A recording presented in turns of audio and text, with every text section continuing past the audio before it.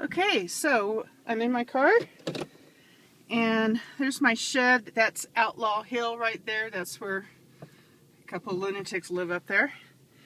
And I'm going to drive out of my property. They put some gravel, my neighbors put gravel down for me. And this is my back gate. I call this my back gate. And you can see Wineglass Mountain up there. And then I pull out on this little dirt road.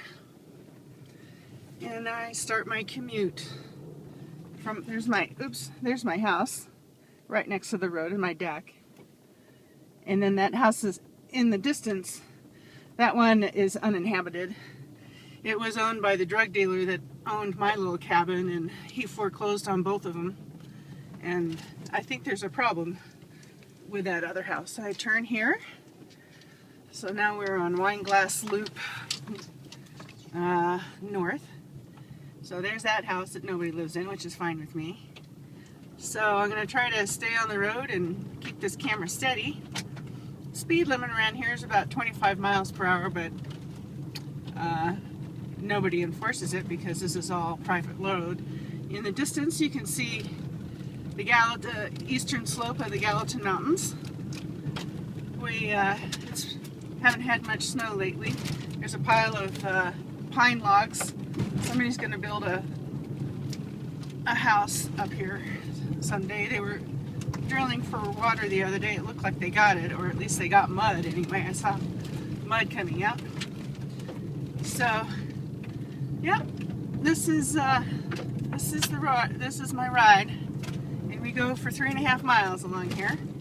So get ready, and maybe we'll see some deer.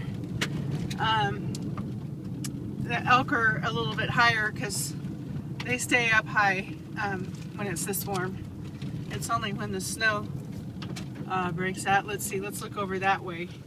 There's a house with a green roof in the distance. That's the house that my goats went to.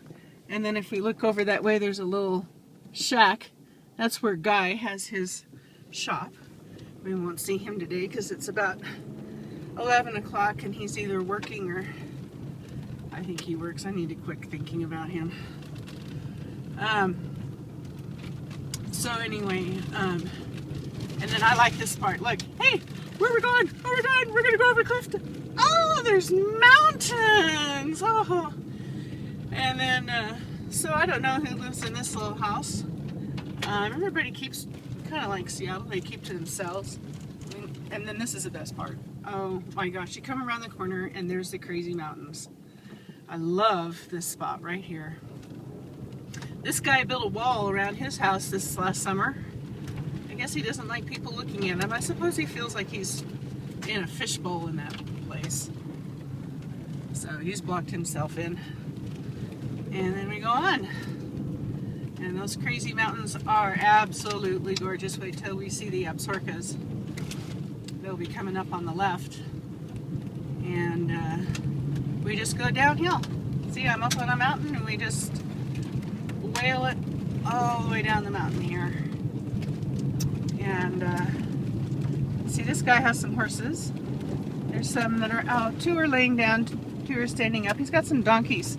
He must do some outfitting, taking people up in the mountains on horseback and using mules to...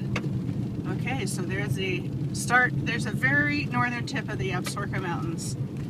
And then you can see them starting to peek out around the corner as we start to get down. We don't have a lot of snow. We did have that big snow. You know, we got about 14 inches, but it's been so warm, it's all melted. So, all right, 25 miles per hour. Yeah, we're doing 40. Hey, we're good.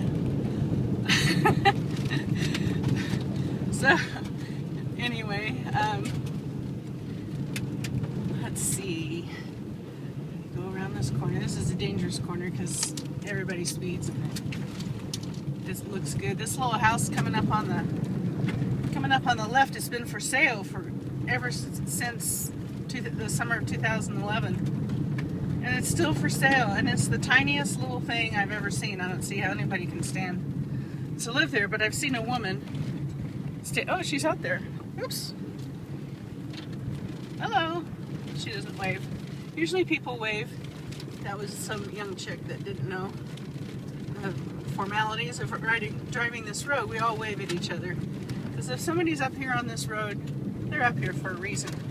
So we want to be friendly and you know, that's just kind of the Montana hospitality attitude, which I really appreciate. So I'm going to kind of keep this over here as you start to see the absarokas come around. They just are the most gorgeous fountains, and they're so pristine. I mean, they're just jagged. We'll see more when we get up over this hill. Yep. There they are. They pretty? And this is kind of the way Wineglass is. They're just kind of houses that are scattered around. Most people have 20-acre lots,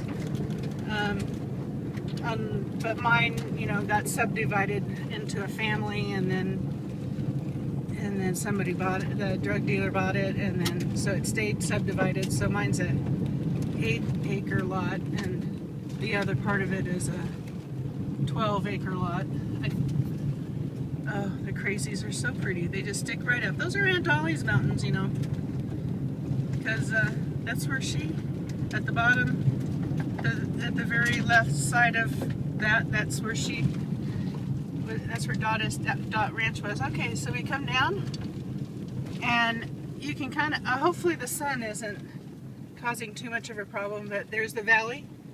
That's the start of Paradise Valley, that little canyon there, and those are the Absaroka Mountains, and they are lovely. So then we get here, nice little barn. Somebody's put their wagon, old-fashioned wagon right here, just to give it a nice little scenic, picturesque. And then we head on down. This is Buffalo Trail with the crazies way off there. And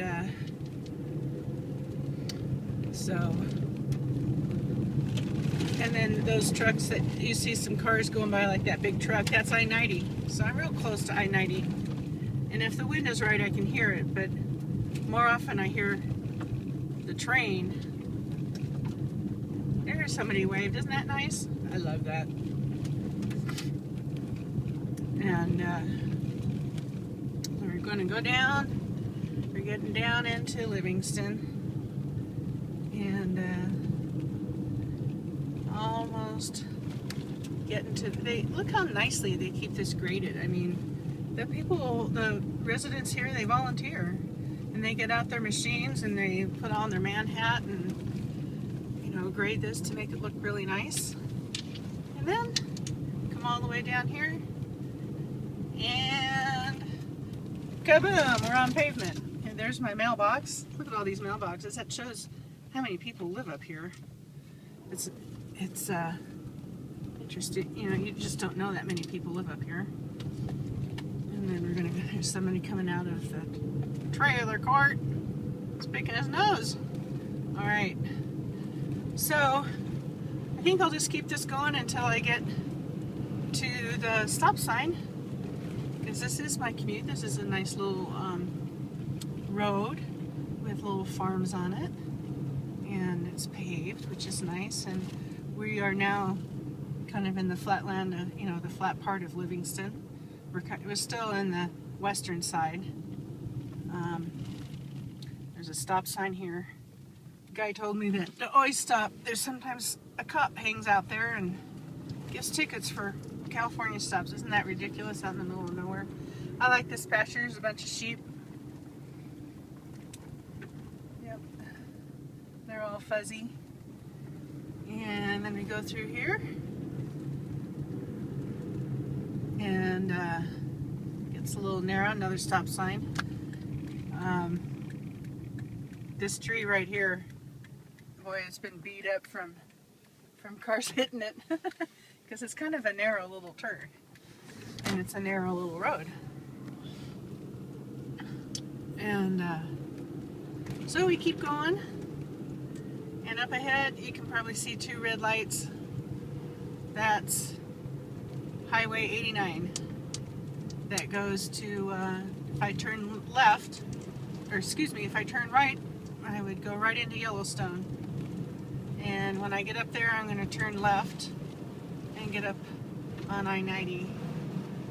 So, that's my trip down from my house to downtown Livingston. And maybe I'll give you a tour of downtown Livingston someday. Alright, love you. Hope you enjoyed this.